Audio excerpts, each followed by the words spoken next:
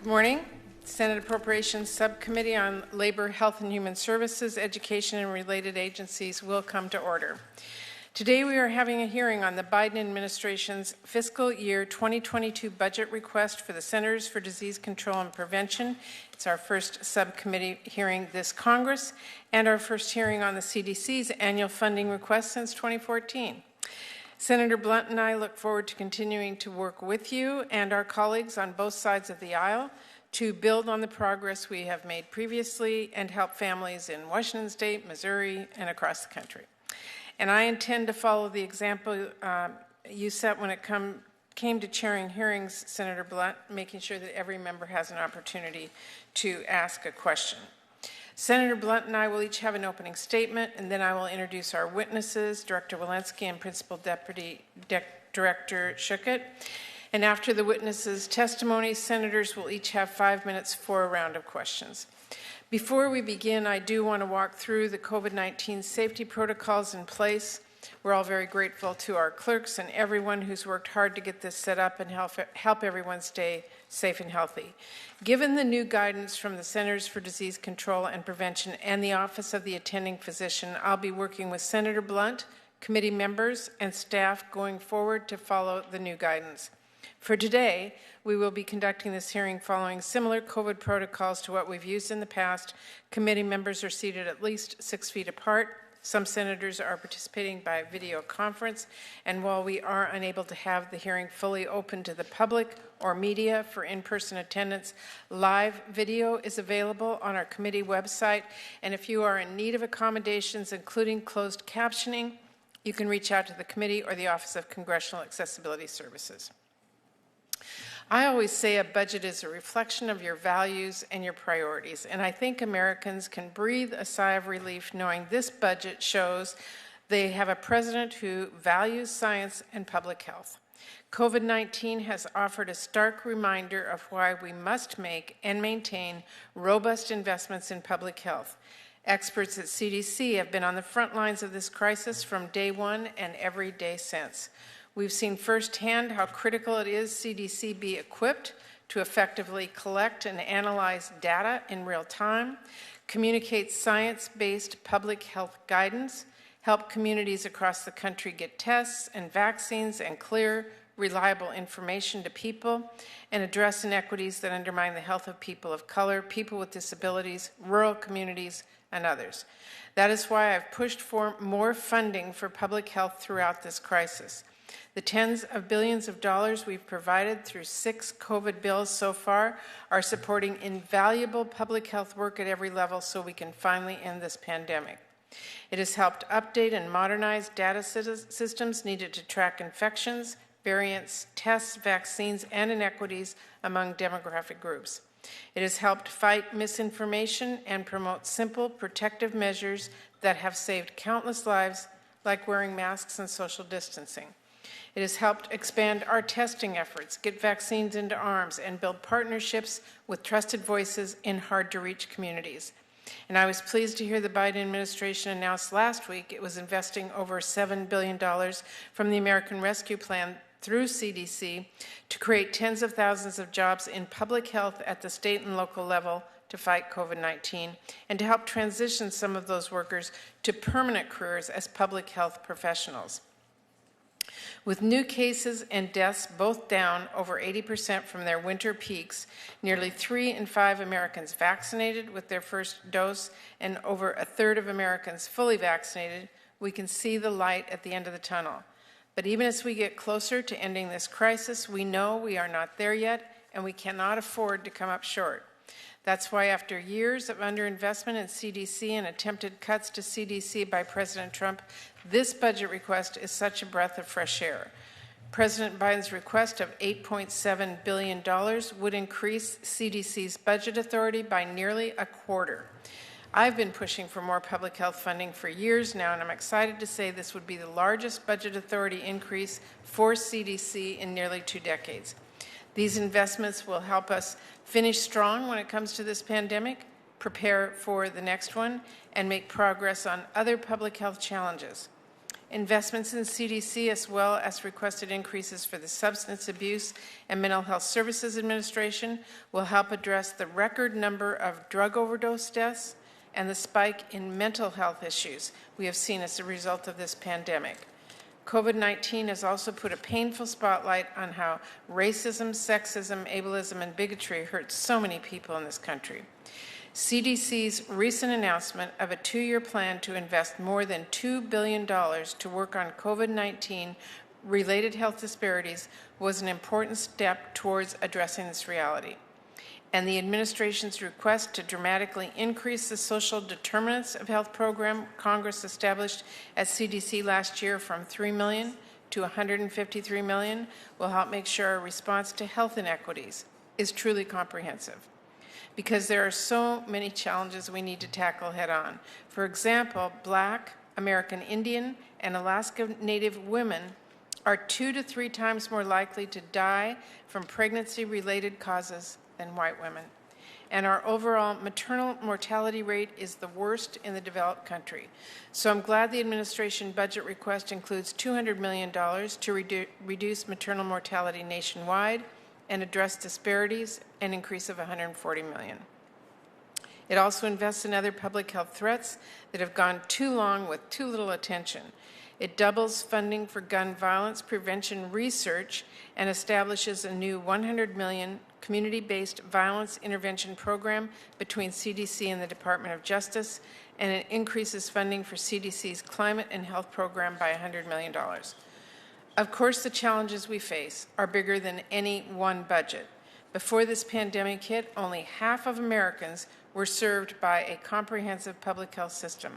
Our public health workforce had lost 56,000 people, and state health officials estimated a quarter of their workforce was eligible to retire. So we have a lot of work ahead, not just to end this pandemic, but to build and maintain a public health system capable of addressing other pressing public health challenges and, of course, preparing for future ones. That's why earlier this year, I reintroduced the Public Health Infrastructure Saves Lives Act, which would finally end the dangerous cycle of crisis and complacency in public health funding by providing dedicated annual investments in public health. Director Walensky, Principal Deputy Director Schuchat, I look forward to hearing from both of you about how investments like this and like those put forward in the administration's budget request can help families in states across the country. And I look forward to working with my colleagues to make the investments we need a reality. Finally, Dr. Schuchat, I understand you are leaving CDC this summer after 30 years with the agency, and I know I speak for absolutely everyone on this committee when I say I'm grateful that we've had your expertise and leadership helping to see our nation through so many public health challenges. Thank you for your service from all of us. And with that, I will turn it over to Senator Blunt for his remarks.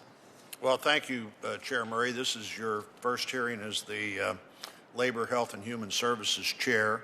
I certainly look forward to working with you in this role. We've had a lot of success working together in the past 6 years on this subcommittee, and I'm sure we can continue with that this year. I also want to share your welcome to the CDC Director and the Principal Deputy Director.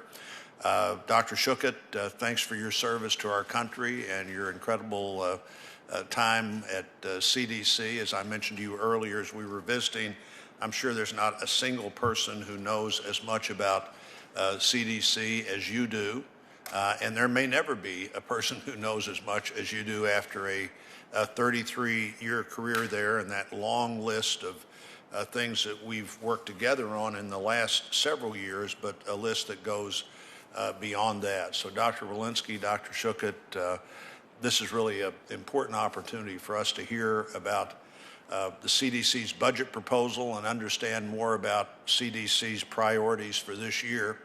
I don't think there's been a year that CDC got more attention than it got in the last year, and so the profile of CDC, the understanding the importance of CDC is, I think, at a high point. I want to recognize the tireless efforts of the CDC staff working across the country during the pandemic. It's been a challenging year for all Americans, but particularly for those in public health.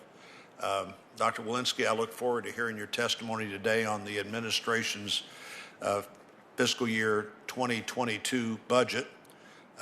Unfortunately, your comments will be limited somewhat by the fact that we're really waiting for more information about that budget. But from what we do know from the limited details released last month, there are really several areas of alignment where we can work together. For example, addressing the needs of the hard-hit public health infrastructure, responding to the opioid crisis, which has been exacerbated during the pandemic, along with other mental health and behavioral health challenges, continuing the ending the HIV epidemic initiative are important to both of us. These are critical areas that may need even more attention as we emerge from the pandemic and gain an understanding of the full impact of the health impact and the behavioral health impact that the pandemic has had. It also appears that global health security and preparedness programs will continue as a priority for this administration, as it has been for this subcommittee over the past 6 years. During that time, the subcommittee invested heavily in these programs, increasing funding across the Department of HHS by 46%. Unfortunately, the so-called skinny budget also includes what I believe are excessive areas of increases in areas that are extremely partisan. I hope we can set those issues aside and invest in areas of common ground that benefit all Americans. As this subcommittee thinks about the priorities for fiscal year 2022, I hope we can spend time learning from the lessons of the pandemic. In 2020, Congress passed 5 bipartisan COVID relief bills totaling more than $16 billion for CDC. During the infectious disease pandemic, that funding was critical for state and local public health preparedness and response. I think we'd all agree that our focus on local public health in the country is not what it was just a few decades ago, and we can do better. Certainly, those agencies and state governments generally have been critical in the vaccine distribution and planning. Now, the other point to make is that $16 billion is a lot of funding to absorb. To put it in perspective, that's about double your annual budget, or more than $50 million per day for the CDC's response efforts last year. Pretty hard to spend all of that as effectively as this committee would like, but I think we understood that when we were sending money to CDC to try to respond to a pandemic that was unlike anything we had dealt with before. We also really need to incorporate the lessons learned from the pandemic moving forward. It's important we highlight what went right, when communities stepped up, when neighbors helped neighbors, when innovators came forward to provide novel solutions to some of the problems that plagued the pandemic. Senator Durbin and I and 6 of our colleagues went out Monday to NIH, and we saw what happened there with testing and other things that clearly, I think, as we look down the road, those are going to be great advantages for us. In Missouri, we saw a lot of those unique things happen. For example, the pandemic brought out innovation with Washington University in St. Louis, Dr. Wolinski, where you got one of your degrees, developing their own testing. When there was a nationwide shortage of testing, there was a test that was developed at the Washington University campus to be used on that campus. Other resilience came through, other resourcefulness came through.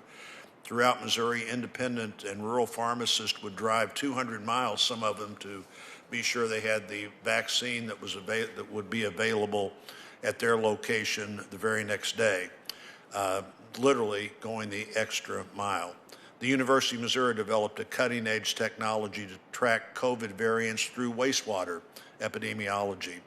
So I'm proud of Missourians, I'm proud of Americans across the country as we reached out to deal with this. We're clearly not out of the woods yet.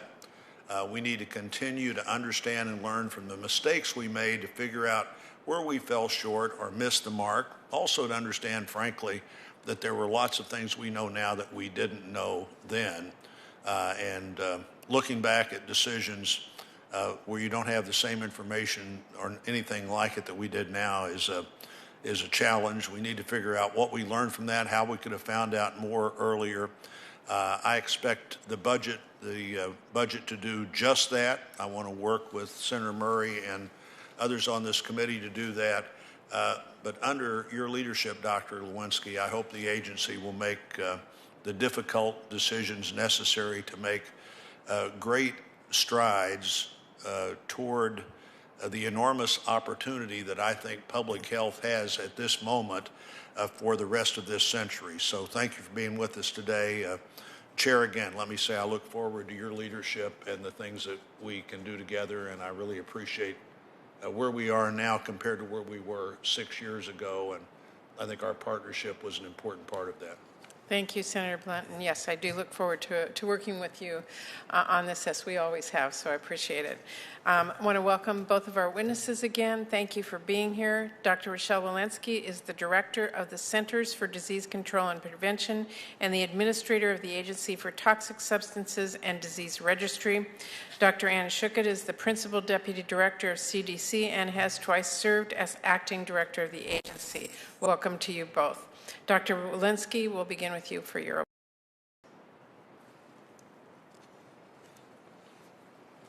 Chairwoman Murray, Ranking Member Blunt, and everyone on the committee, I'm grateful for the committee's support of the CDC. I'm here today, as you noted, with Dr. Ann Schuchat, CDC's Principal Deputy Director. I have enormous gratitude for Dr. Schuchat's leadership and contributions over 3 decades, as well as during this very challenging period for our country, and for her rock-solid support of me in my transition into this role. Ann embodies selfless public service, the pinnacle of scientific and intellectual standards, and has given her heart to our agency and the public health community. I will be forever grateful that our paths crossed even for such a short period of time. The COVID-19 pandemic threw the United States and the world into a health, economic, and humanitarian crisis. As the crisis unfolded, it put a spotlight on the fragility of our public health infrastructure. It illuminated great disparities in health outcomes by race and ethnicity, reminding us that, thus far, we have failed to address the systemic racism that results in poorer health for people of color in the United States. I am committed to working with you, the administration, and our public health partners to ensure that every lesson from this horrible crisis is used to build a better, stronger, healthier America. I also commit to using our public health expertise and experience in partnership with the global community to move the world into a safer, healthier future. CDC's fiscal year 2022 discretionary budget request of $8.7 billion is an increase of $1.6 billion over fiscal year 2021, the largest increase CDC has received in nearly 20 years.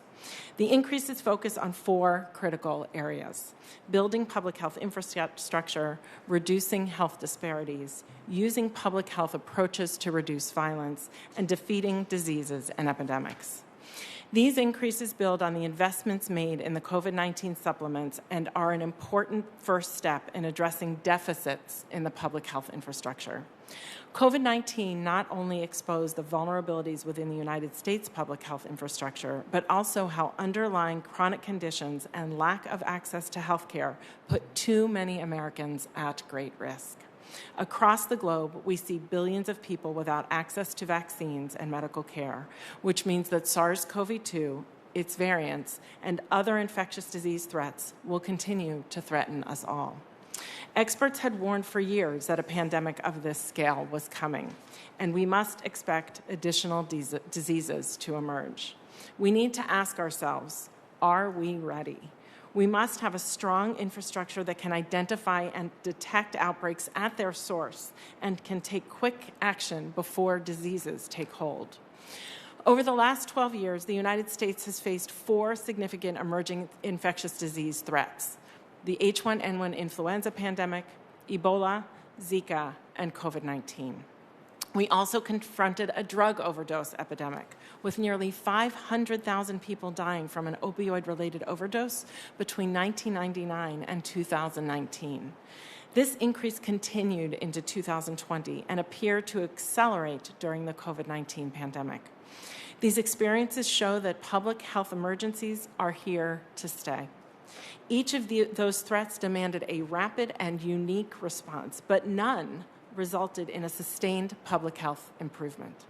Long-term investments in flexible infrastructure will save lives and avert economic losses caused by public health emergencies and chronic public health problems.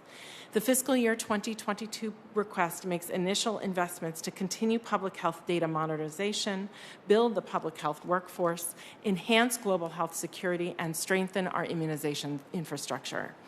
In addition, we are requesting funds to help states and communities be climate ready and prepare to confront new health risks, such as those associated with vector-borne diseases. The fiscal year 2022 budget request also makes specific investments in programs that work to improve health equity, such as maternal mortality review committees. With these new outlined resources in this request, CDC will also significantly expand efforts to address the social determinants of health. Proposed increases will address public health problems that have been exacerbated by this pandemic, such as opioids, injury and violence, HIV, and sexually transmitted diseases. We at CDC are grateful for your support and look forward to working together to build a sustainable and resilient public health system that can respond effectively to emerging threats and meet the public health needs of every American. We will work tirelessly to ensure the health of this nation and the world. Thank you, Dr. Schuchat, and I look forward to your questions. Thank you very much.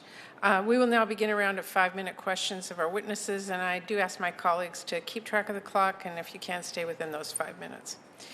Dr. Walensky, COVID has really exposed the importance of having a robust and well-funded public health system before a crisis strikes, which is why I said it's so important that we make and sustain investments in public health infrastructure and workforce a priority, including in CDC.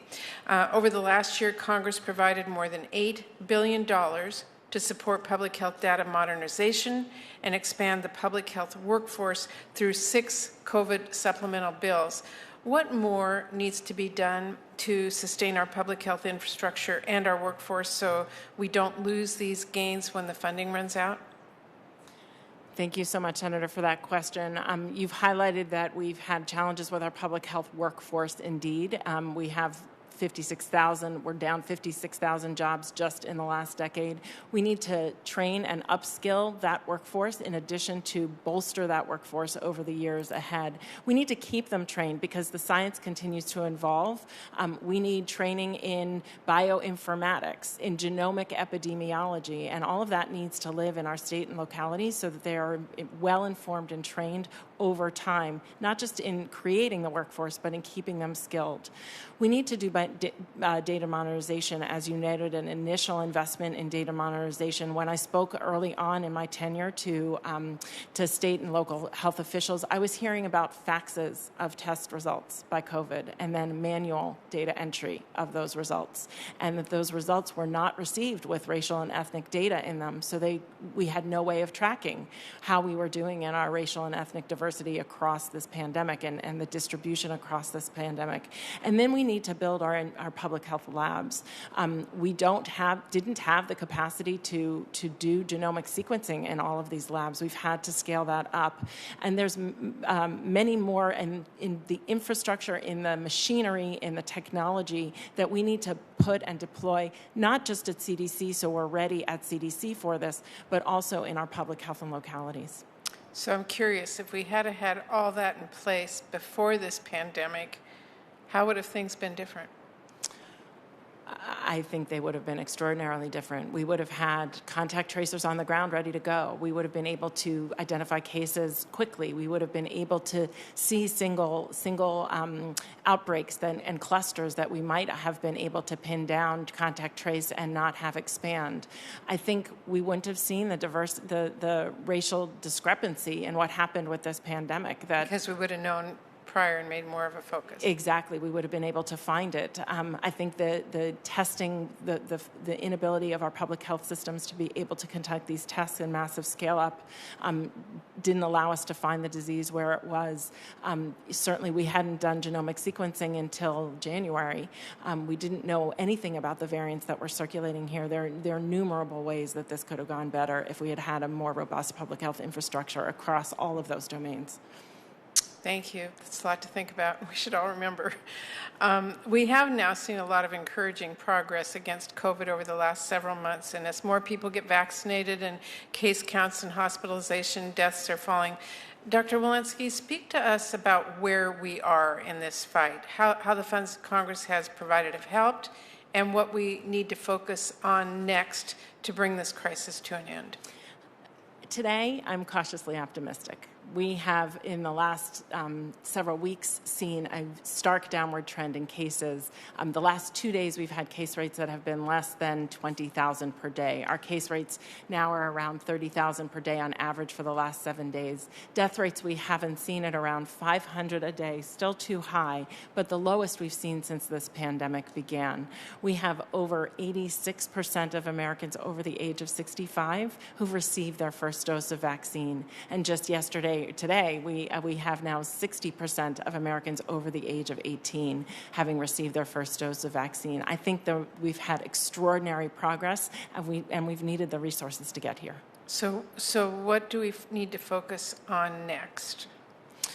Certainly a sustainable public health infrastructure that is not necessarily just tied to one disease, to one outbreak, to one disaster. We need longitudinal money so that we are able to have sustainable infrastructure that is up to date with the times.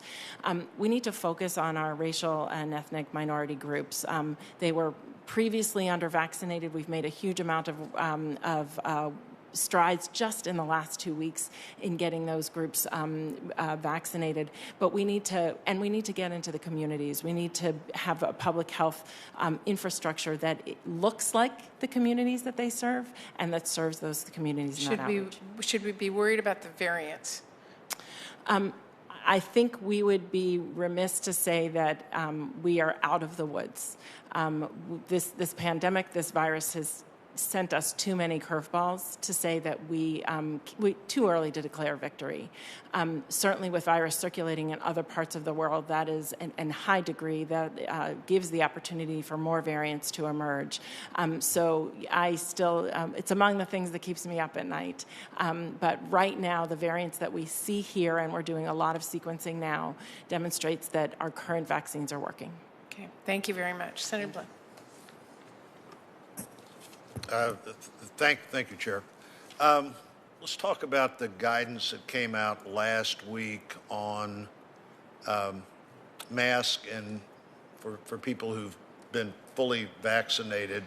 There seems to be some concern about how that would be applied. I listened this morning to the CEO at Target, who was on CNBC, said that they had followed all the CDC guidance up till now, which meant until last week people in their stores had a mask on. This week people in their stores don't have a mask on unless they want to have a mask on.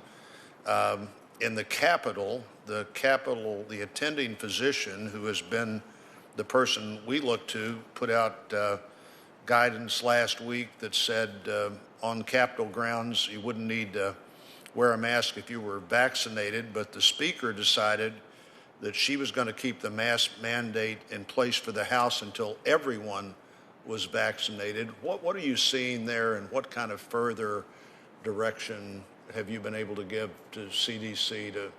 I know especially the president had his mask on part of the time, largely based, it seemed to me, on what other people around him were comfortable with, but give us some more thoughts on that.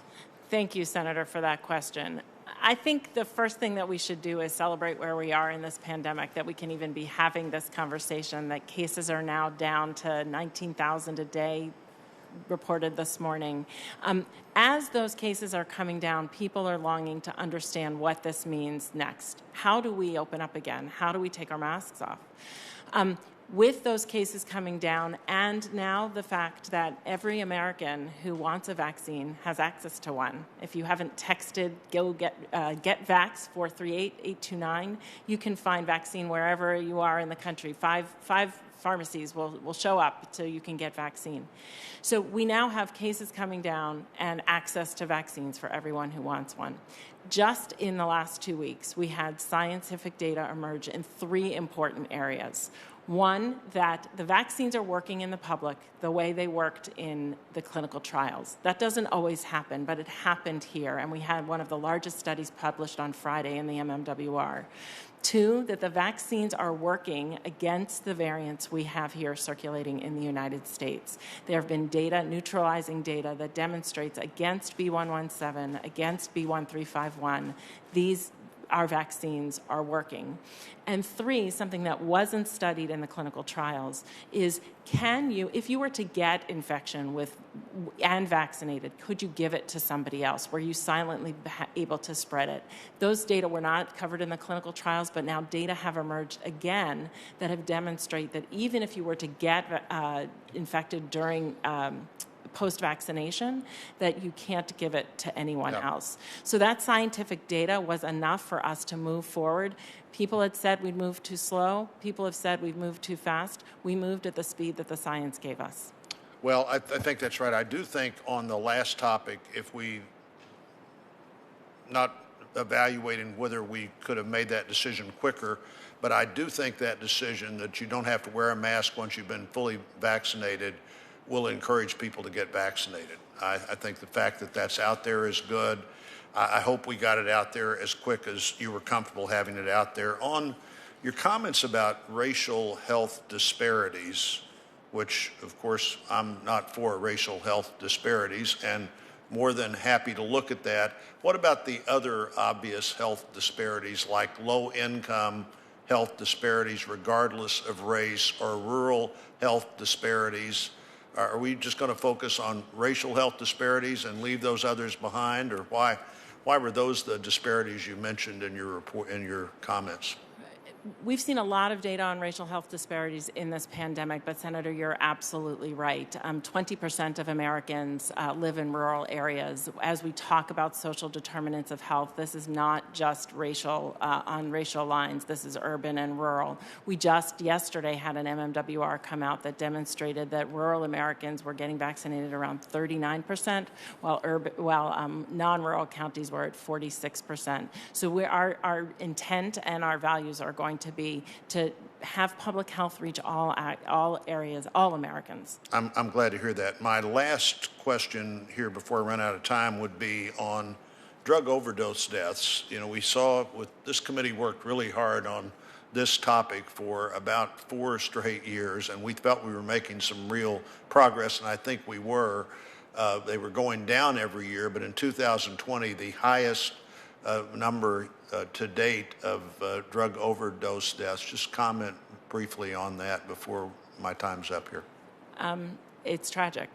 Before being here, I was an infectious disease doc on the wards at Mass General, and while we're talking about deaths, the people on the wards are also talking about chronic infections, endocarditis, epidural abscesses, leaving young people paralyzed. We were making some progress, and this pandemic hindered that progress, and we again need to address this issue. Thank you. Thank you. Senator Durbin. Thank you, Madam Chairman. And Dr. Schuchat, let me join the chorus. Thank you for 33 years of remarkable service. I have a question for you in a minute, but I want to start with a little different approach. And let me say that I think this pandemic has not broken us, but it has taught us where our system is broken. And there are many areas we need to look at seriously. If you took a look at the public health scorecard and try to find an objective measure, the one that I return to frequently is the fact that the United States has less than 5% of the world's population, yet 20% of the COVID-19 infections and deaths. And that tells us we can improve dramatically. Where did we shine in this effort? Certainly vaccines. The quick response, as we learned again this week in a visit to NIH, was because we were prepared and we had the science ready, and we had good fortune in identifying the culprit and in devising an effective strategy to go after it with vaccines. I would also add that the Warp Speed program appears to have dedicated and invested funds in a dramatic way at a time when it was very important. And I think that accelerated the availability of the vaccines, and I give the Biden administration credit for administering them and distributing. So those are the positive sides. But one of the messages learned, that I learned out at NIH was, now let's get honest about this. We not only have to bring this pandemic to an end, we have to prepare for the next pandemic, which may be 5 years away or 15 years away. We don't know. But history tells us there will be another one. And the question is, will we be ready for it? The CDC is going to play a critical role in this. And the first question I have to ask is to Dr. Schuchat.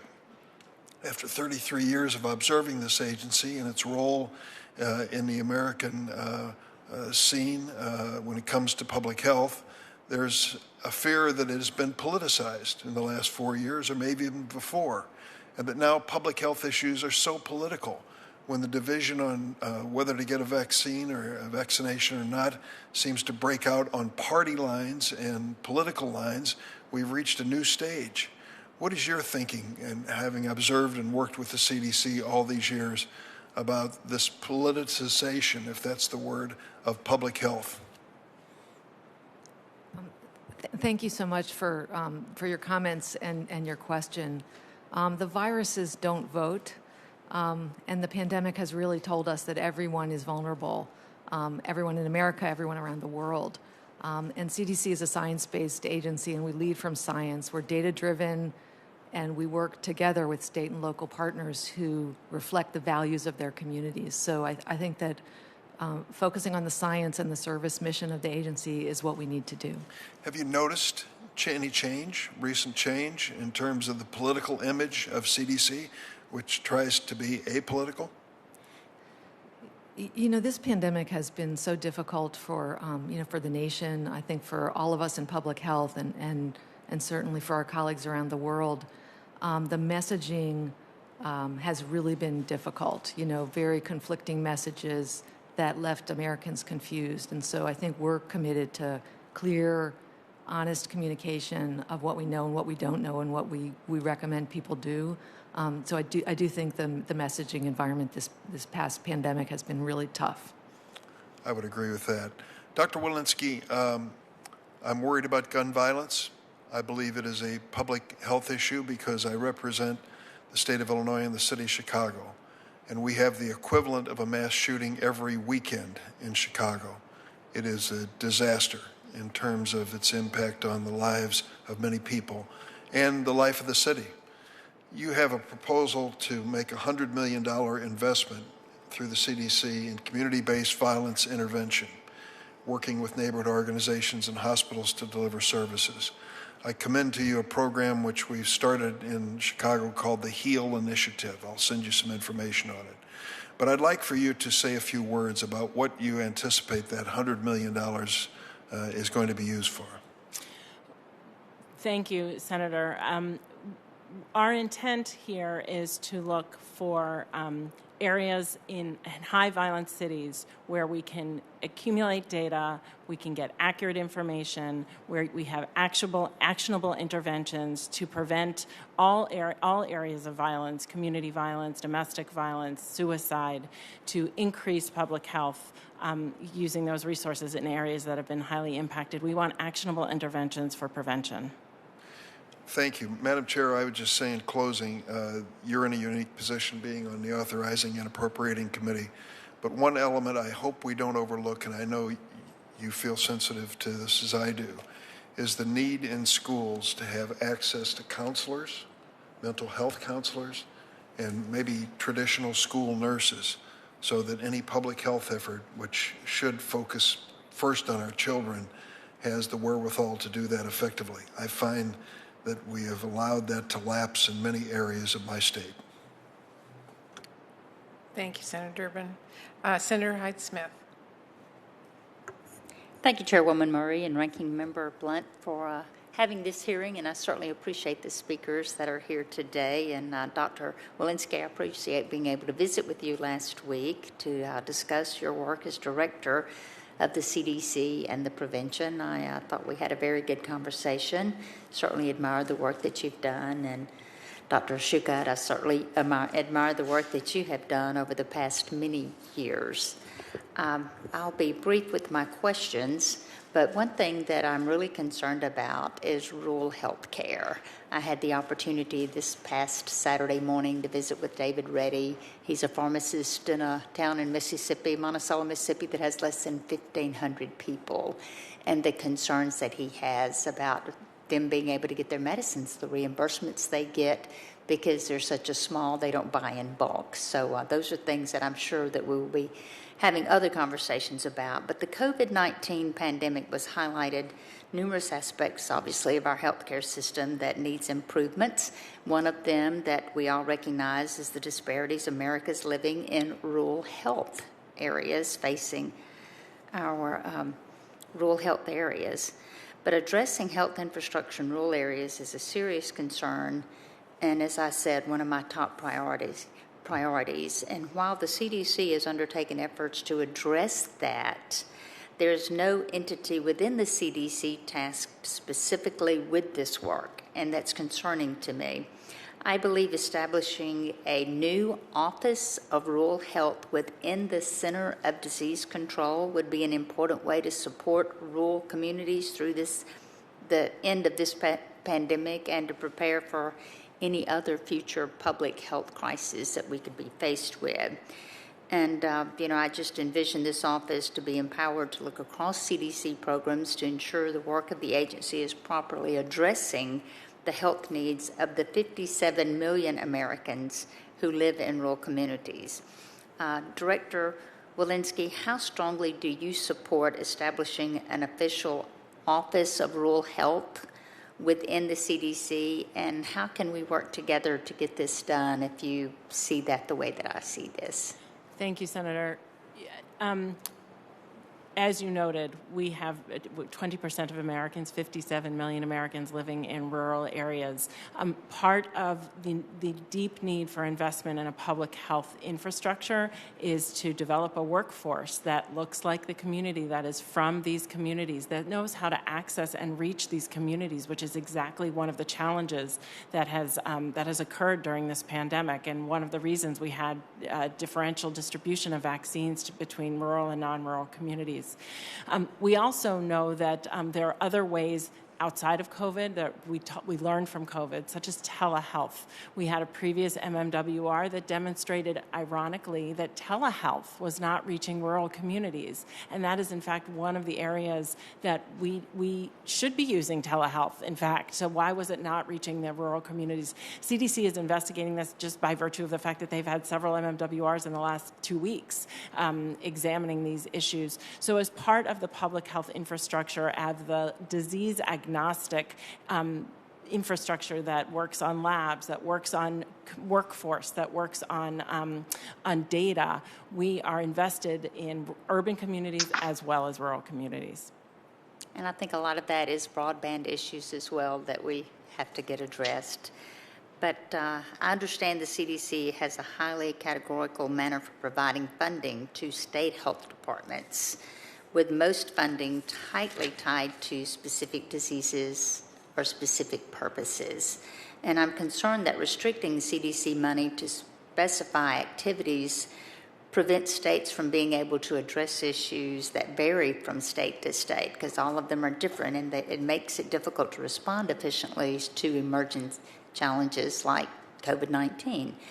And I've always been big on flexibility, because the states really know where their needs are, and I believe greater flexibility on funding might allow states to better target resources.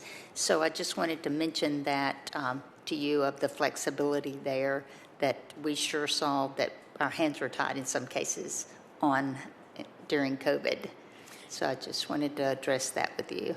I would just echo your thoughts and say, yes, one of the things that has been challenging for us at CDC is line items that have to go to X or Y, when in fact what we need is the infrastructure, the disease-agnostic infrastructure, so that when we see this community needs this, but they may both need to establish a lab, but one needs broadband and the other needs a genomic sequencer, that it's flexible enough to be able to make sure that each of the communities can scale up for what they need. Absolutely. Thank you. That's very encouraging.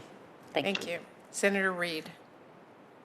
Well, thank you, Madam Chairman, and thank you, Director, for your extraordinary work. I've been working and trying to bolster the Section 317 immunization program for many years, and as we recognize this year, because of the pandemic, there's been significant increases in vaccination funding, going out and building an infrastructure, but I don't want to take our eyes off the long-term need for Section 317 programs to sustain improvements that have been made in terms of routine immunizations, which must be given. And so will the CDC request an increase in funding for the 317 program this year, Madam Director?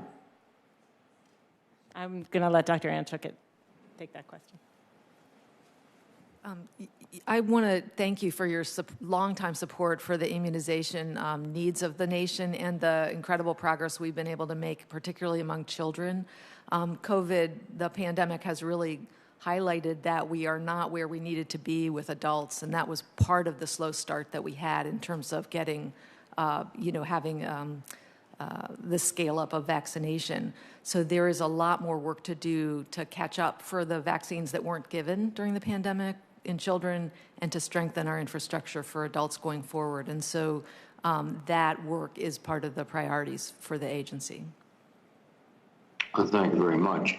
Dr. Wolinski, this is not the first time I think this topic's been breached, but suicide epidemic has been startling across the country, related to pandemic and perhaps related to other factors. And CDC has produced some startling statistics recently about suicide. And I know that CDC has launched some new suicide prevention efforts over the last couple of years, and let me encourage you to continue to do that. But I understand only a handful of grants applications were able to be funded, and one of those that were not funded was from my state, but we were not alone. And what are you intending to do with respect to the overall suicide epidemic and also the more robust funding for prevention? Thank you, Senator. This is such a challenging area. We had scale up of mental health challenges before the pandemic, right? So these were issues that we really needed to tackle before the pandemic. And we saw during the pandemic that these have only gotten worse.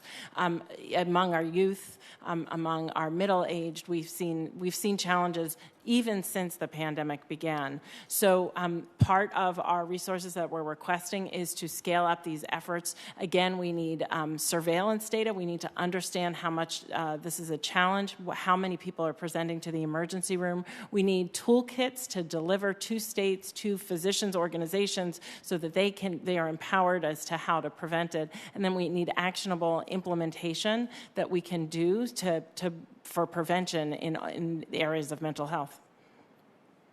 Thank you. One final topic is lead exposure, which I have been working on through my responsibilities on the Banking Committee and also the Appropriations Subcommittee on Housing and Urban Development. Over the last year, rates of screening for lead poisoning have decreased, obviously, as movement and these types of activities have been curtailed. And then I think the statistics will be probably very dubious coming out of the last year because of all these other factors. But it is a continuing problem. And right now, CDC's lead poisoning prevention program is at a high mark of $39 million. But we know more funding is needed. And we also know that this is an issue that disproportionately impacts low-income communities because of the housing circumstances generally. And I would hope that the President's CDC budget will prioritize his work, keep increasing funding, and focus. I would note he's going after the lead pipes, which I applaud. But in many respects, particularly in older communities like mine, the issue is the lead pipes, it's housing and lead paint, and it's a whole series of issues. Thank you. I think this raises a very similar point as was previously raised by Senator Hyde-Smith, that each community needs individual things to improve the health of their community, which is why the public health infrastructure flexibility, the funding to be able to get the resources that you need in individual communities. One will be, we need resources for broadband, but one will be, we need resources for lead. So, and as you note, we again had an MMWR that demonstrated exactly what you said. Screening for lead this past year has gone down. We know we've missed lead toxicity that we really need to make up for. Thank you very much. Thank you, Madam Chairman. Thank you. Senator Moran.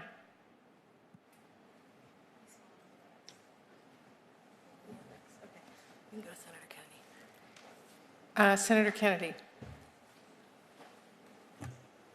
Thank you, Madam Chair. Madam Director, thank you for being here today. I know how busy you are. I've been in my office listening to some of the testimony of both of you, and I'm a little uncertain about some of the answers, which is probably a shortcoming on my part. Madam Director, could you in 1 minute summarize for me what the recommendations are today from your agency about wearing masks? Absolutely. First of all, can I just say thank you for your YouTube video for promoting vaccines, which I just adored. But, did you like my singing? Yeah, I did. Thank you very much for doing it. You're under oath now, Yes, I did. Even so, I did. Thank you for that. Last Thursday, we released guidance that demonstrated for an individual who is fully vaccinated and not immunocompromised, that they are able to safely unmask, with the exceptions, certain exceptions, of course, in travel corridors, healthcare settings, that if you are an individual, you can safely unmask if you're fully vaccinated. Inside and outside? Inside and outside. Okay. What role do the state regulations play with respect to that? We are working now to update all areas of guidance, but here's what is really, I think, important to understand. We are not a homogeneous United States. We have counties that have less than 20% vaccination. Yes, ma'am, but I don't want to get too off the question here. If I walk over to the House of Representatives, do I have to wear a mask? Those are locally driven policies, but we felt that it was important for the science for us to convey the science of what is safe for individuals. Well, I'm trying to understand the CDC recommendations, and I appreciate it. Based on the CDC recommendations, if I walk over to the House, are you recommending I wear a mask? If you are by yourself walking over to the House and you're fully vaccinated? No, ma'am, once I'm over there. I'm vaccinated. Once I'm over there and I'm talking to some of my colleagues. We have really encouraged that the policies of mask wearing be locally driven, and the reason for that is because every community, every county has different rates of disease and different rates of vaccination, and that's really what's different about the House? Do you know? I don't know the rate of vaccination around the Capitol nor the rate of disease around the Capitol off the top of my head. Okay. What about airplanes? What is the policy on airplanes? The policy on airplanes is to wear a mask. Okay. And why is it different on an airplane as opposed to a restaurant? So the CDC provides guidance for what is safe to do. The federal policy is obviously an interagency policy that we need to look at across different agencies. What I will say, though, is that there's very little choice when you board an airplane as to who's going to be sitting next to you, who's around you. And also, airplanes may be a place where we have more variance because of the travel from international places. Okay. Last question. What, in your opinion, was the origin of the virus? This has been studied by the WHO. Ma'am, I'm asking your opinion. I don't believe I've seen enough data, individual data, for me to be able to comment on that. What are the possibilities? Certainly the possibilities of that most coronaviruses that we know of are of origin from, that have infected the population, SARS-CoV-1, MERS, generally come from an animal origin. And Are there any other possibilities? certainly a lab-based origin is one possibility. Okay. Is the United States funding gain-of-function research? Not to my knowledge. Okay. Can you get an answer to that for me and let us know what the committee know? Dr. Fauci would be the one who knows best, and he testified last Dr. week. Fauci seems confused. I'm asking, with all due respect, I'm asking you to get us that information. Where throughout the world, including but not limited to the United States of America, are we doing research on these viruses to make them contagious in order to study them? That's what I mean by gain of function. I understand. We certainly can have our staff look into this. I don't know that we have the access of labs across the world, just the ones that are funded here in the Yeah, United but you're the head of CDC. I bet if I bet that you get your phone calls returned. Okay. Would you get us that information? I'd be happy to give you the information to the best of my ability. Okay. And I'm going to do a complete album of my singing. I'll send you a courtesy. Will you sign up, please? Sure. Thank you. Thank you both for being here. Thank you, Madam Chair. Senator Baldwin. Thank you, Madam Chair. I want to pursue a similar line of questioning that we just heard from Senator Kennedy with regard to masking guidance. And when I reflect from the period of time when the pandemic was first identified, the Department of Labor and the agency charged with occupational safety and health did not issue any sort of emergency temporary standard with regard to workplaces relating to this pandemic. And frankly, while there's been much work done on that in this new administration, we don't have one yet. And so I'm just delighted by the progress we're seeing. Generally, I see that light at the end of the tunnel getting brighter and brighter and brighter. And certainly the CDC's updated mask guidance for those who are vaccinated is a reflection of that progress. But I am concerned about the impact of this guidance on workers, and particularly those who work in crowded conditions, such as meatpacking facilities, where we have seen horrendous outbreaks in the past year. So, Dr. Walensky, I'm wondering when we can expect perhaps more detailed guidance for workplaces such as meatpacking plants and other crowded facilities where there's going to be a mix of vaccinated and unvaccinated workers, and how that's going to interact with the very recent CDC guidance on mask use for those who are vaccinated. What should workplaces be doing right now? Thank you so much, Senator Baldwin. The meatpacking situation was really, really difficult. So many people affected and lives lost, and a real challenge for the nation to react to that. Updating guidance for workplaces, including the higher risk ones, is a high priority for us that we're actively working on. As you know, the initial individual guidance came out last week, but updating guidance for particular settings is critical. Our National Institute of Occupational Safety and Health is working closely with OSHA around getting the best science to the Department of Labor, who has regulatory authority, but we are at CDC updating our guidance for the particular settings in light of the newer science. I appreciate that. I want to ask a question of you, Dr. Schuchat, about the importance of communication in public health. Early in the pandemic, again, we had to get out a lot of information on what COVID-19 is, how it's spread, what precautions people can take. And likewise, now we're in the vaccination phase and we have to communicate about its safety, efficacy, availability, et cetera. Last year, I wrote the CDC requesting that they provide information on the spread of COVID-19 in Hmong language. The CDC later updated their materials, which was extremely helpful for Wisconsin's vibrant Hmong community.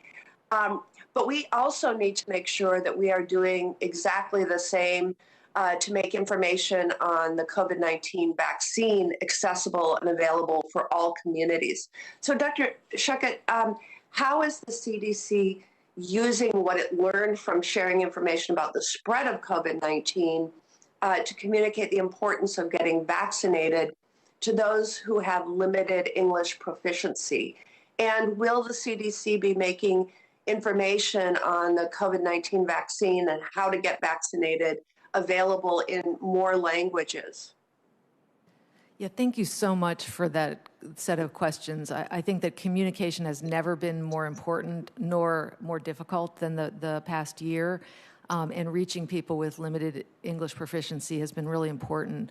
We have a toolkit available in 34 languages, and our vaccine information, including our vSafe, the little app that helps people follow side effects after getting vaccinated, is available in multiple languages.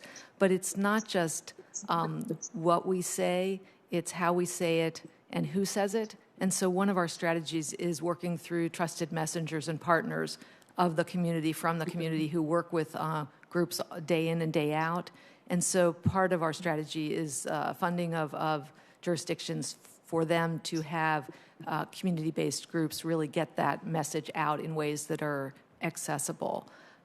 These are really important issues. As we know, back to the meatpacking outbreaks, we had people speaking multiple languages in very close quarters at risk for spread, but also not necessarily knowing who they could trust in what they should do. So we clearly want to get the vaccine information to them.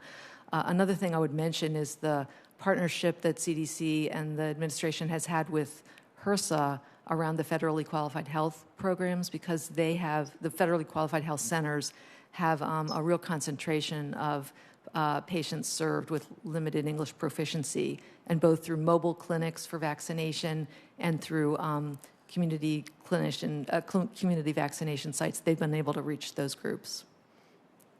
And Senator, if I might add just real briefly, one of the things that would be really helpful for us is working with those industries to encourage employers to get their employees vaccinated, that time off, paid time offs, to ensure that they, when they return to work, they are vaccinated.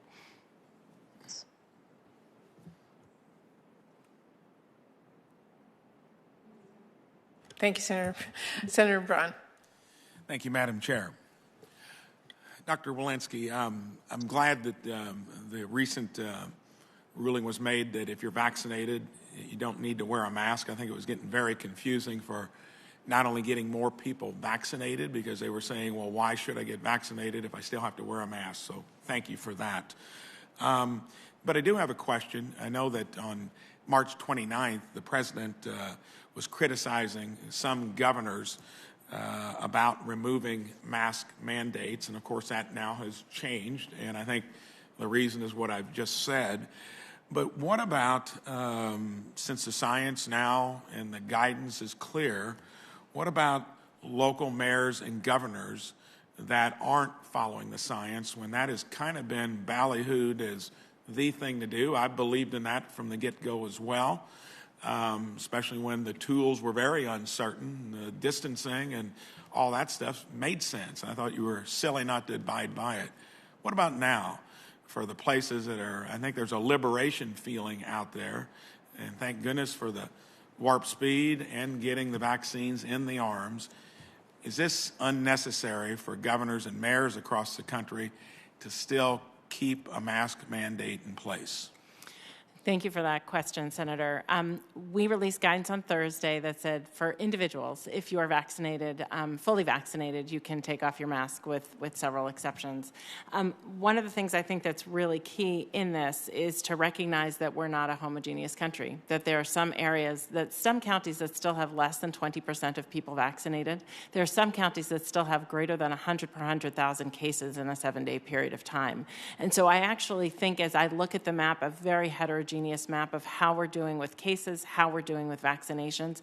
The decisions about whether to take off a mask mandate have to be made at the local level, have to be made at the community level.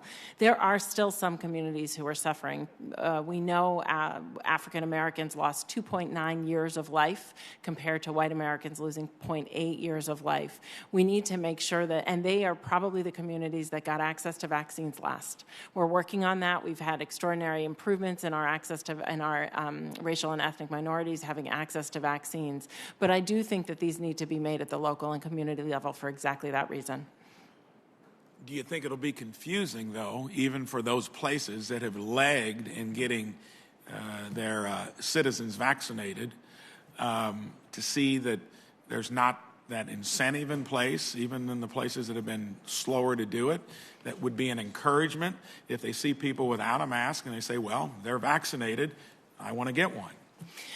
I think it would be really amazing if our new guidance got more people vaccinated and was an incentive for more people to get vaccinated. But I don't make CDC guidance. My whole agency does not make CDC guidance based on what it will help people do. We have to do it based on the disease that's out there, the access to vaccines, and based on the science that has emerged. I really am hopeful that that will help and to incentivize people to get vaccinated, but that wasn't the reason for our guidance.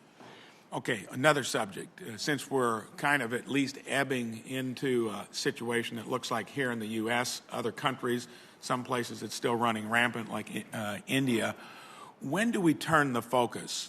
And I think we've been lucky that vaccinations have come this quickly, but therapeutics would seem to be that final defense for anyone that did not have a vaccination available.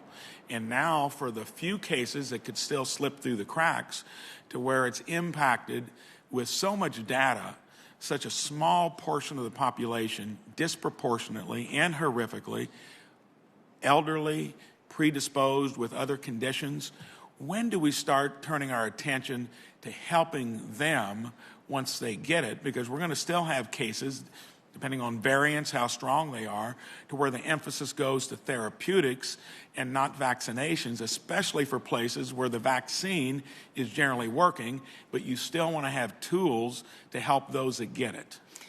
Absolutely, and I know. First of all, I think we're working now. We have said if anyone is not safe, then no one is safe. We really do need to make sure that we have resources to other places. If variants emerge, they will come to our shores. So we have to be able to do that.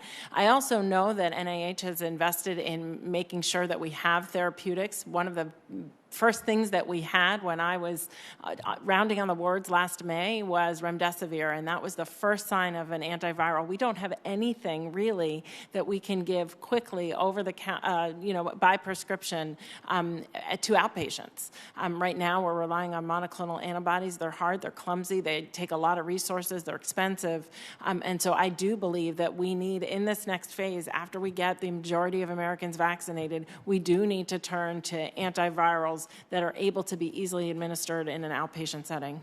And final comment, I think that's going to be important because we don't know how much variance will become an issue.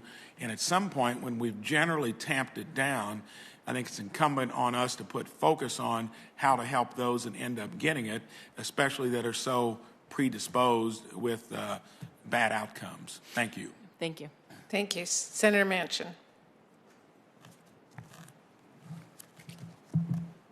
Okay. Thank you, Madam Chairman. Appreciate it very much. And I want to thank all of you for being here. Dr. Schuchat, first of all, thank you for your service, many, many years of service. And I appreciate very much what you have done. And my first question will go to you because you probably have the historical knowledge of how we got to where we are. Over the last decade, the United States has lost over 50,000 public health jobs, and during that time, we have faced the H1N1 flu outbreak, Ebola, Zika, and now COVID. Within the last 5 years alone, West Virginia has lost nearly 30% of our public health workforce. One thing we know from this pandemic is that we were not prepared. While we have been able to hire temporary public health workers in the last years, these positions, they're not permanent and are at risk of disappearing after the public health emergency is over. So can you speak to how we became so vulnerable and fell behind the curve in our ability to respond to this pandemic? And how can we keep it from not happening again? I know you all touched on it, but I just can't believe we were this unprepared. Yeah, I think the state of our preparedness was a real tragedy, and part of that relates to the public health infrastructure. Over and over, we invest in response to a crisis, but in ways that haven't provided sustainable capacity at that front line where the problems happen. Was these decisions made higher up within whoever the administration may have been, whether it's Republican or Democrat? Was it made at that level, or was it made at the head of the CDC? The biggest funding increases we've gotten have been emergency funds from Congress that, happily supported response for H1N1 and Ebola and Zika and COVID. But the dollars that were there day in and day out to provide reliable jobs for that local public health workforce were not there. And whether it was state budgets or federal budgets, you cited the statistics of the job loss. Beyond that, the jobs aren't the same anymore. We talked about the data. Our data systems have really not kept up with the times. We have a very fragmented data systems that have not been modernized. My time is limited. I want to ask Dr. Walensky this question, but on this, Dr. Schuchat, what type of a time basis would you say that we should be looking at for funding? I mean, to have confidence in the funding, permanent funding over a 5-year, 10-year period, so it's consistent, you know what you can do and be prepared? I think the approach that was taken for NIH to strengthen their capacity for vital biomedical research is what needs to happen for the vital public health infrastructure in the country, where it's not a feast and famine, but that local, state, and federals can plan. Well, now would be the time to do it. If we're ever going to do it, we should do it now, since it's all very, very fresh in what we've been able to endure. Dr. Wolinski, as you're aware, we're facing an epidemic with pandemic. West Virginia is ground zero for the drug epidemic, with the highest rate of drug overdose deaths in the country. To make matters worse, 2020 was the worst year yet, with over 90,000 deaths. We saw at least 47% increase in the state of West Virginia with overdose deaths. So what resources is CDC providing to states to combat the epidemic? Thank you, Senator, for that question. And also, a second part of that would be working on helping, what CDCs are working on helping increasing testing for viral hepatitis and HIV. We've had a tremendous, horrendous situation with that. I can tell you, just before coming here, I spoke to one of my infectious disease colleagues in West Virginia, and she was telling me that they have opened neonatal detox units. I understand. Unbelievable. It's unbelievable. It's unbelievable. And so we know that we need to tackle this. We need to encounter this. We need accurate data. We need interventions that can, and we need resources to be able to invest in opioid naloxone programs that are reaching the community health workers that can do the outreach to talk to people and intervene at the local level where these are happening. We need toolkits. We need information and mental health support services to intervene. My time's running out. I want to ask you one other thing. We produce very little of the things that we basically need for medicine. Penicillin, do you think penicillin should be produced in America? Do you think doxycycline should be produced, an antibiotic in America? And if so, what should we do in order to do that, or stockpile strategically for our own protection? I think we need to have a public health infrastructure and a pipeline that allows us to respond to pandemics and to epidemics and to infectious threats. Do we have any manufacturers that are producing these? in America? There are limited manufacturers producing penicillin, that I can tell you, because in fact we've had penicillin shortages. Penicillin has gotten extraordinarily expensive, and in fact some colleagues of mine have once said it should be cheaper than the tubing it runs through, and in fact it's not.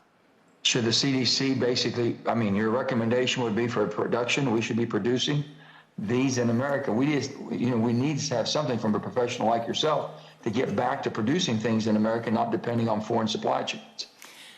So one of the things I can just mention for penicillin specifically is it's particularly hard given the allergies related to penicillin. It's actually particularly hard to do. There are limited plants that make penicillin, but your point is well taken. Thank you. Thank you, Madam Chairman. Thank you. Senator Moran. Chairman, thank you. Thank you, and Senator Blunt, for this hearing, and welcome to our two doctors. Thank you for your service. I have 4 questions I'm going to try to accomplish in 5 minutes. Let me first highlight something that's occurring in my home state. Kansas will soon be the home of the National Bio and Agro Defense Facility. It is a $1.25 billion research facility nearing completion. Its mission is to the facility is to protect U.S. livestock from foreign animal diseases, including zoonotic diseases that can pose significant threats to human health. NBAF will be the first biocontainment facility in the U.S. where there's a BSL-4 laboratory, which zoonotic pathogens for which there are no treatments currently exist. NBAF is operated by the U.S. Department of Agriculture with cooperation from the Department of Homeland Security. It's truly going to be a state-of-the-art facility. COVID-19, which possibly is a zoonotic disease, has only highlighted the importance for the U.S. to invest in this type of research. Are you engaged with USDA or Homeland Security on future research that could be conducted at NBAF in regard to zoonotic diseases?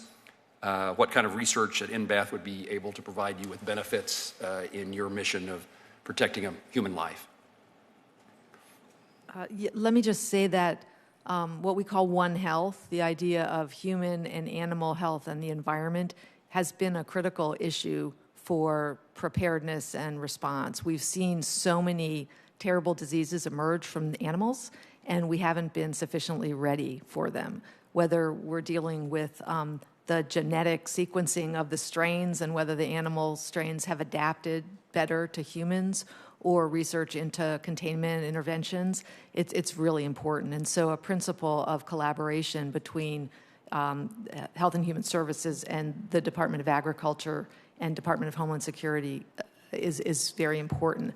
I can say that the CDC and USDA both have oversight over select agents that are evaluated in those BSL-4 facilities, and we work very closely with them to make sure that there's animal health is protected and that human health is protected, and that the laboratories that are studying these pathogens do so safely without risk to the surrounding community. As to exactly where we are with collaboration, I think we'll have to get back to you, but it's congratulations on the facility, and I think we'll look forward to working This is together. a post-9/11 development and designed to replace Plum Island and the research done there in a new advanced laboratory. I would welcome the opportunity to connect you and the folks at either agriculture and those in Kansas as well. What, if anything, is the steps that CDC or perhaps broader the federal government should do to bring China into this world of helping us combat diseases, the spread of viruses?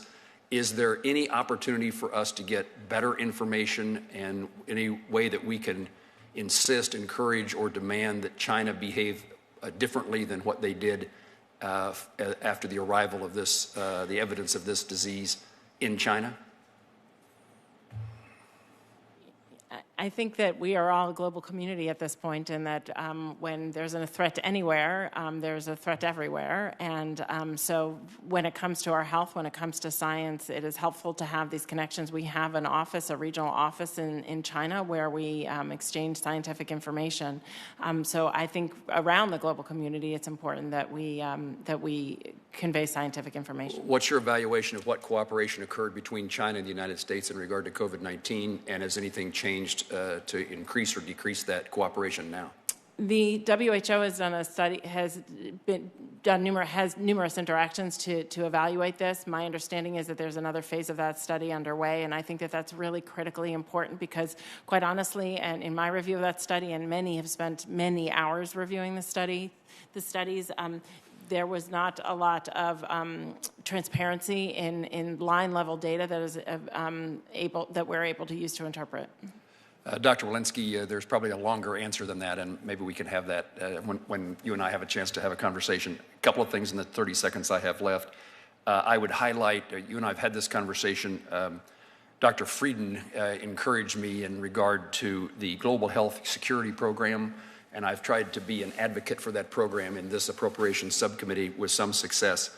And I just would, I'm interested now, you don't have to answer this question in the lack of time that I have for you to do so, but I would love an answer that tells me how I should prioritize. You've said if what happens elsewhere matters to us, and absolutely the truth, and we've known that for a long time. But how do we prioritize now with the consequences of this pandemic in the United States? How do we prioritize the appropriations that will go to programs that are outside the United States, that are protecting us as well as citizens of the world, as compared to things that need to be done domestically, which are significant? So I'd love to have a broader discussion about where those priorities should lie. And finally, I would indicate I'm reading a book, which I do regularly, the Premonition, and I don't know whether you've read it, but I'm 2/3 the way through.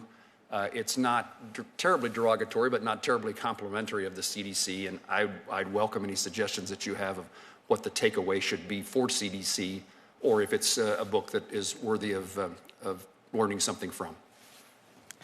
Thank you, Senator. I'd be happy to engage in those conversations. I have not yet read the Premonition, although I know of it and I know many people who are in it.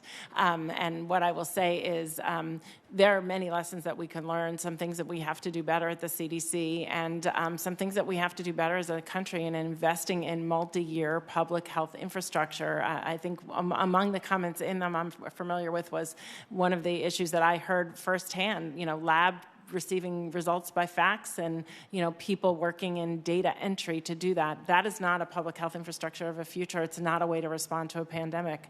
And so I think the lessons to be learned from the book are, yes, we have to understand where things could have gone better at CDC, and we need multi-year infrastructure resources to make sure that we have, workforce and data and labs up to snuff to tackle whatever they need to tackle in the future. It seems well written to me and by a credible author, and I would encourage you to learn from it as I'm trying to.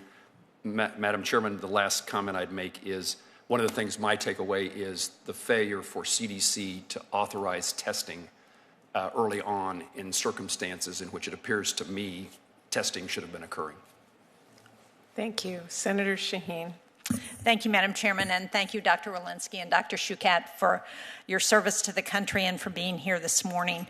Dr. Wolinski, I very much appreciated our conversation earlier this week, and one of the things we talked about is the continuing challenge of the opioid epidemic that we're facing in this country. New Hampshire, like West Virginia, has been very hard hit. We are one of the 10 states in the country that's been hardest hit by the epidemic, and I was pleased that Congress provided some new flexibility to deal with the epidemic last year by including meth and cocaine as part of the drugs that could be included in programs to address the opioid epidemic. But can you talk, one of the things we discussed was the challenge that I've heard from providers in New Hampshire, that we don't have a response for those overdosing on meth in the same way that we have Narcan for those who have overdosed on opioids. Can you talk about what the CDC is doing to approach this issue and what kind of help you might have available for states like New Hampshire? Thank you, Senator.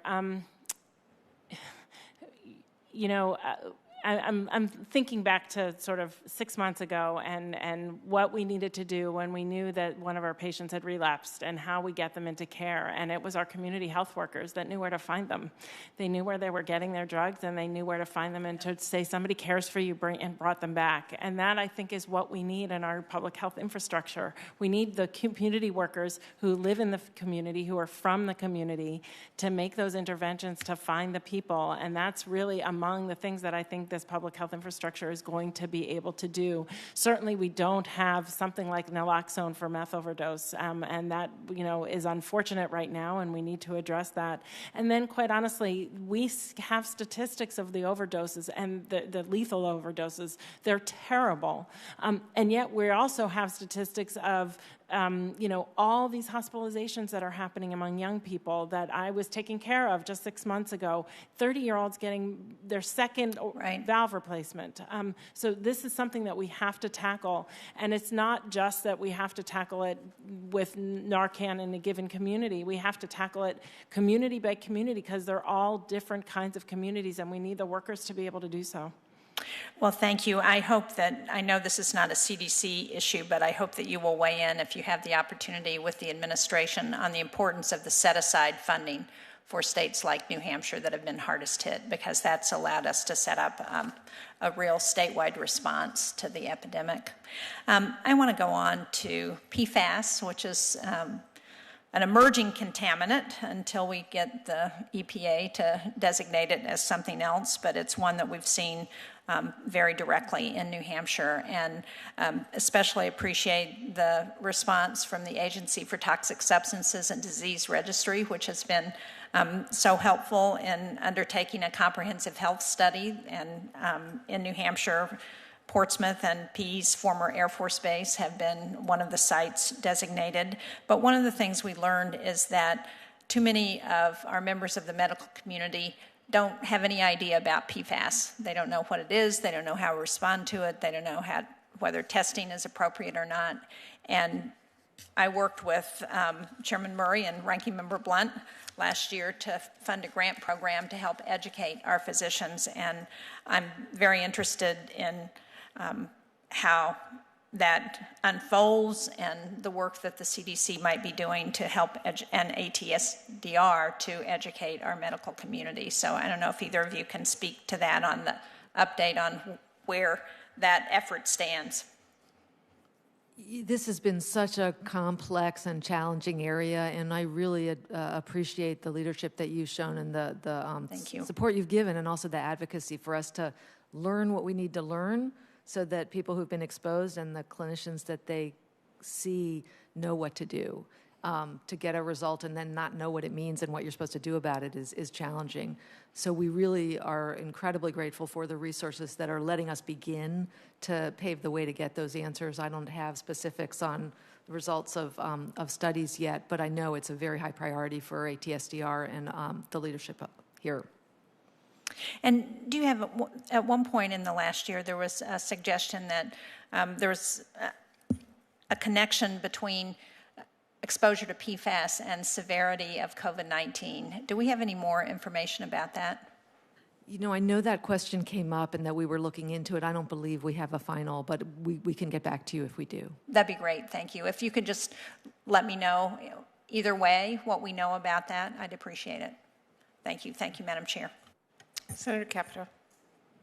Thank you, Madam Chair, and thank you for our witnesses today, both of Dr. Wolinski and Dr. Schuchat, and I wish you the best in your, we won't call it retirement, in your repurposing, how about that, wherever you may land. Let me ask specifically, Senator Shaheen and Senator Manchin mentioned, obviously, the overdose rates in the state of West Virginia, so I won't go back through that, but I am concerned.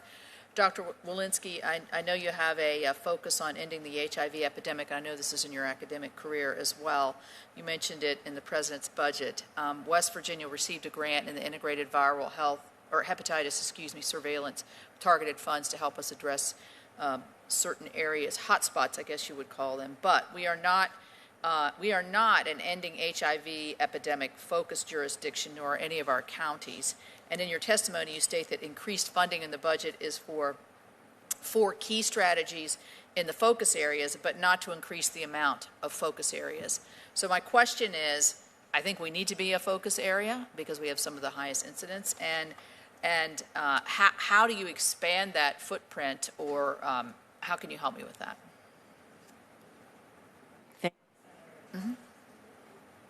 Thank you, Senator. As I think you noted, my 20-year career prior to January 20th was in doing exactly that, and I was really encouraged by ending the mission to end the HIV epidemic really through diagnosis, prevention, treatment, and response. When the initial tranche of HIV and the HIV epidemic money went out, it was to areas with the highest numbers, with truly a multi-year plan to expand to other areas that we needed to really curb things in the areas with the highest numbers, take some of the lessons that we learned and expand to some of the other areas. And so I have a vision and hope that we'll be able to do that in the years ahead and to continue that expansion. Thank you. Thank you. So expansion into areas such as ours, I think that would be welcome.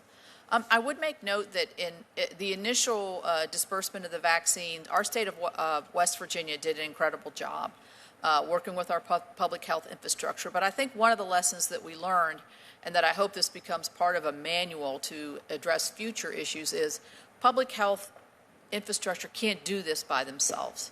Not to what we saw at the breadth of what we saw. So what happened? We had volunteers, we had county city governments, we had our National Guard.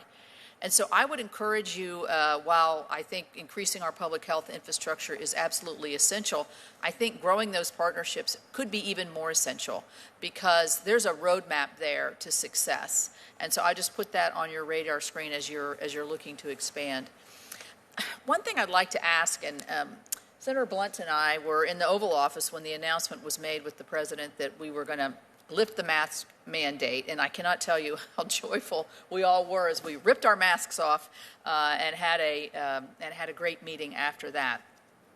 But there's confusion still, and if we're going to get more people vaccinated, which is the ultimate goal, all the way down through the age levels, we can't have this confusion because it just. Should I get my child vaccinated? How old can my child be to get vaccinated? Does my child need to wear a mask at school? Who's the ultimate decider here? Is that the CDC? Is it the president? Is the governor? Is it the NIH? I mean, there's just too much coming at young families in particular, I think, to be able to feel, number one, that their child is safe and they're doing the right thing for them to go to school, but also to get rid of that, I would say not anti-vaxxer, but vaccine hesitation. I think that's a large part of the people that are left as yet to be vaccinated. So how would you respond to that question? Thank you. The guidance that we put out on Thursday was individual guidance for people who are fully vaccinated can take off their masks. Right. I was pleased actually the day before that the FDA had authorized and the CDC had recommended vaccination with Pfizer vaccine for individuals as young as 12 years old. That is now recommended. And my 16-year-old has been vaccinated, and we have a lot of community workers out there encouraging vaccination of youth. And in fact, over 600,000 people between the ages of 12 and 15 have been vaccinated just in this last week. In terms of guidance, the CDC provides science-based, evidence-based guidance to anybody who is the consumer of said guidance, whether it be industries, jurisdictions. Importantly, the country is not uniform.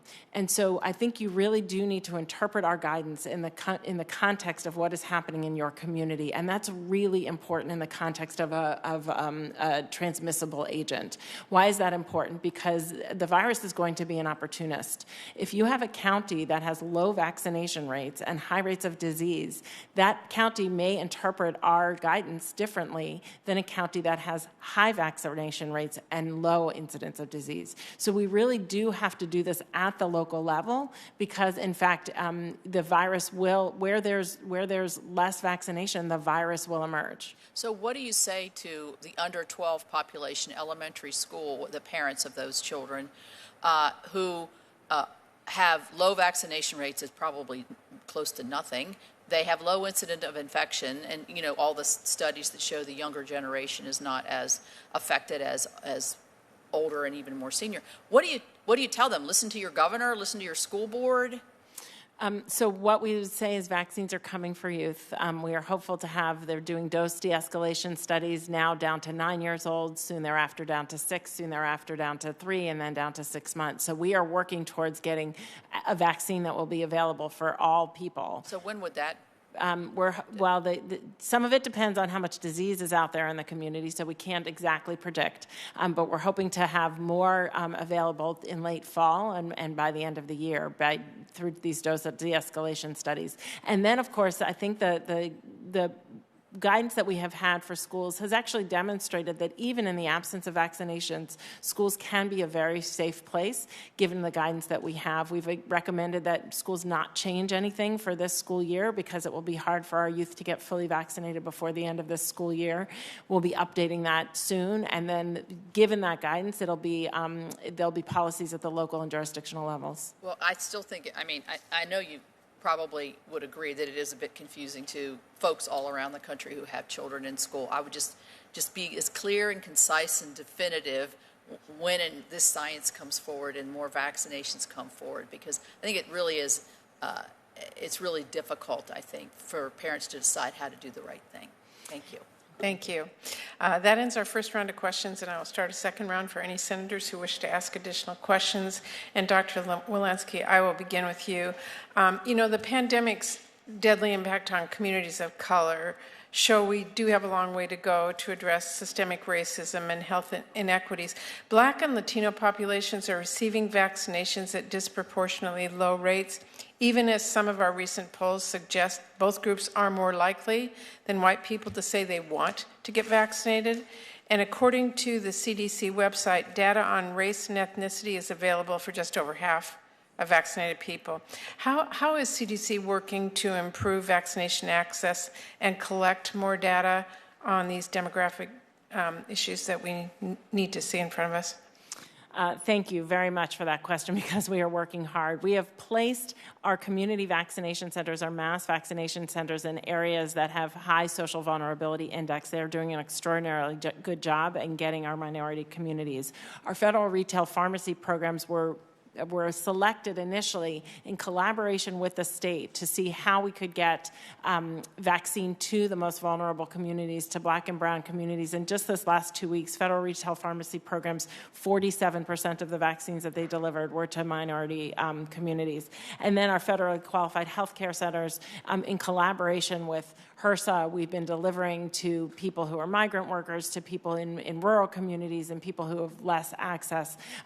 One of the things that we've been able to do to improve our racial ethnicity data, and this has been challenging because some people are electing not to report it, is to use HIPAA-compliant electronic case reporting so that we can use cases, or this is on the case level, not the vaccine level, but looking at cases and then match it to medical records via CERN or via Epic to be able to get case-level data. We're working really hard with the counties to get both racial and ethnic minority data at the case and disease level, but then also at the vaccination level. And this is, again, one of those areas where our data has, our data infrastructure has not been robust enough to deliver this to us in real time.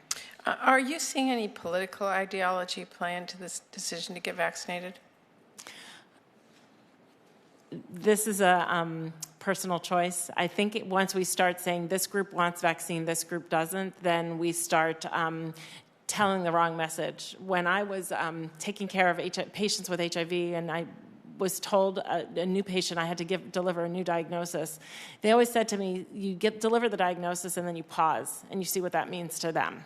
Right? Could it mean that they are worried about their baby, they're going to lose their job, they think they're going to die, they can't afford their meds?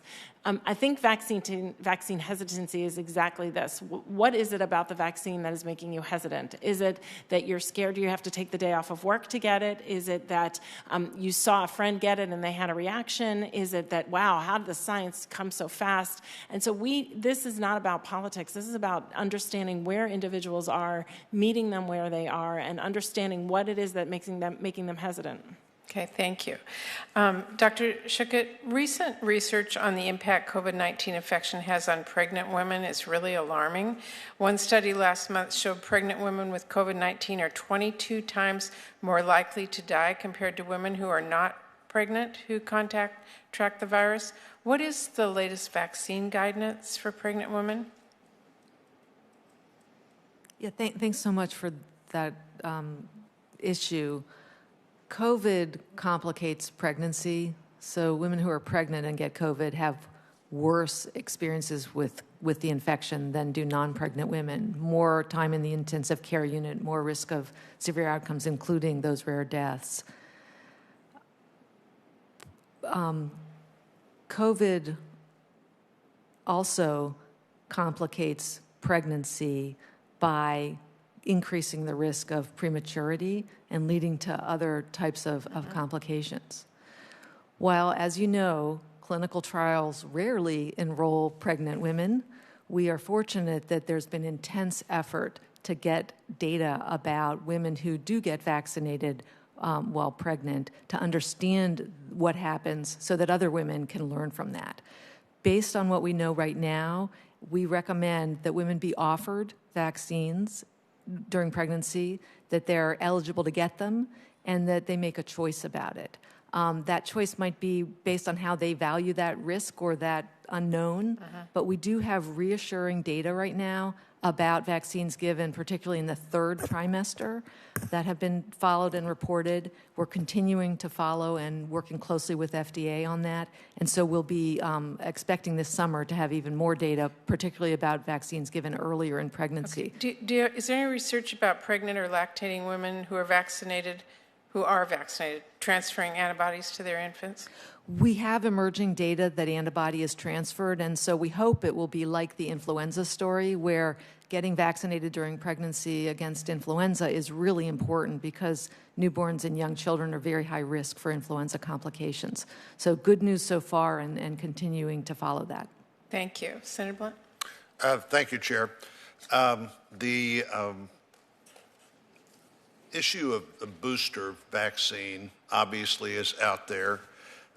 So far, most of the people that have said they think we're going to need it are from the companies that are making the vaccine.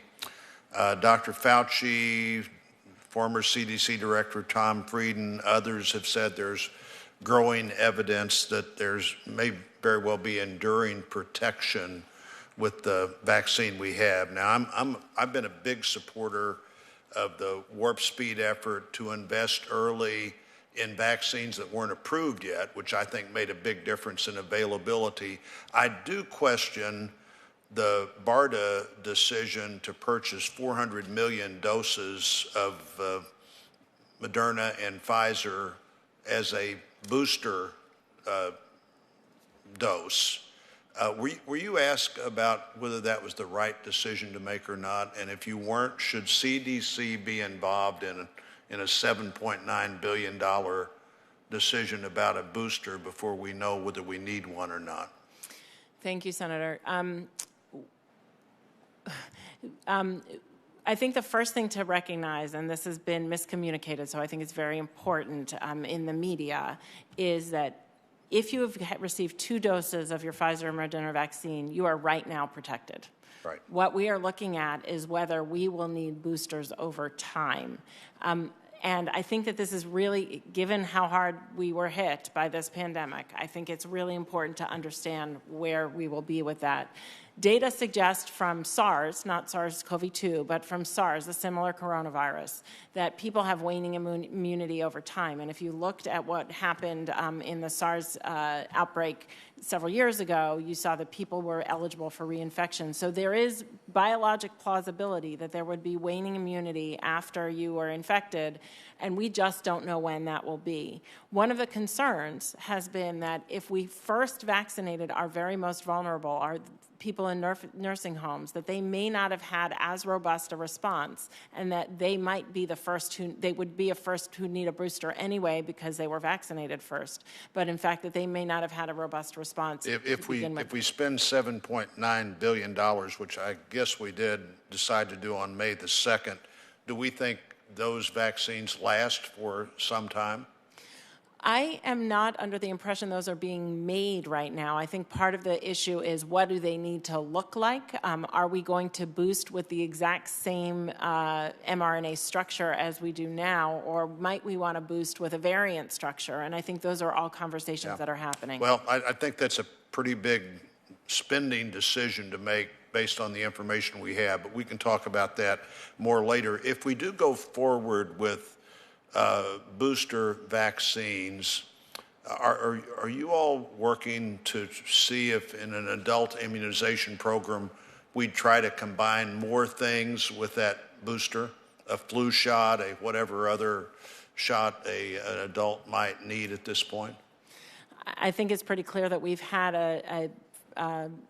an immunization program for adults that wasn't prepared for what we needed in this in this structure.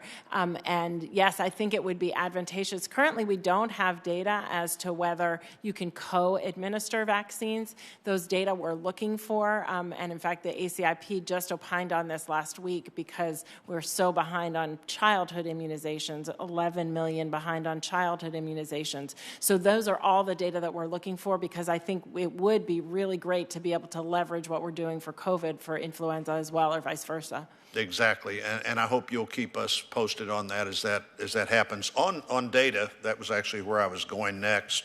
The data, we obviously had a data shortage of some confusion about what data to input, which was not as helpful as it might have been. Now, the committee, in what was then a fairly controversial decision even among our colleagues, we decided before COVID to invest $50 million in base funding over the last 2 years for data.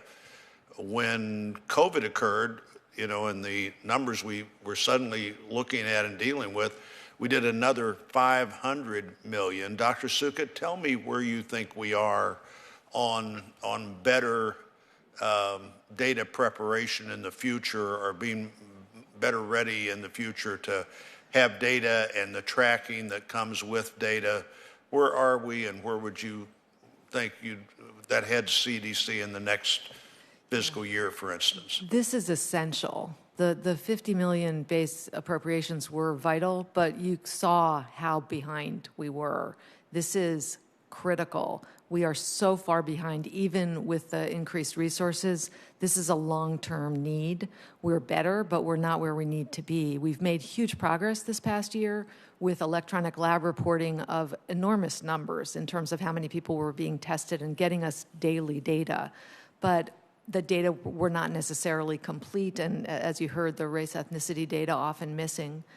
We have a need to move to the cloud of many of our systems. We have a need to become, have a workforce that can handle the data at the local level, at the state level, that can use these sophisticated tools and not just react, but predict. So we still have a long way to go, but COVID, we've made a lot of progress on. We need to make that progress across the spectrum of the public health issues. Well, data and tracking and other things, I think, are an important part of the future of health, and we want to be helpful. And I would hope that the $550 million collectively in the last couple of years has made a substantial difference in where we're headed.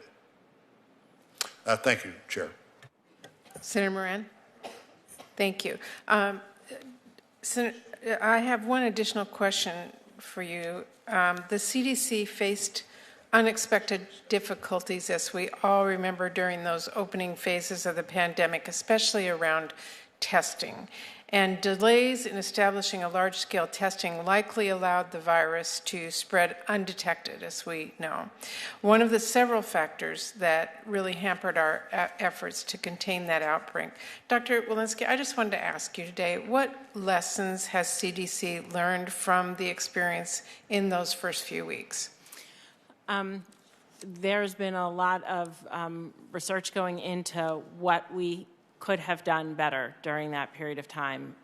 my responsibility is to own that and to make sure that we are better.